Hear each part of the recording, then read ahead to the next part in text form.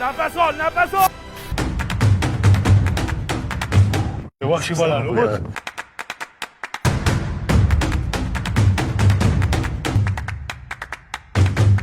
Boshladi!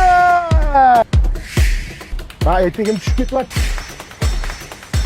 Haqiqatdan ozaman, energiya yo'qotaman deb kelgan bolalarga o'xshayapti. Sonraqasi kelishmaydi-ku. Qayoqqa borishimiz kerak? Ha! Davay! Oxirgacha!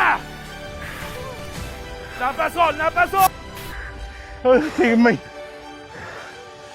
2 kilolik odam birinchi keladi deb o'ylamagandim-da. Odammi kattasi bor. Voy! Voy! Yaxshimi? Shun bolani davlinasi chiqib Balonni tortayotgan Remi qorinlarini siqib qo'yganda, yechishga harakat qilib, amallab yechib oldik.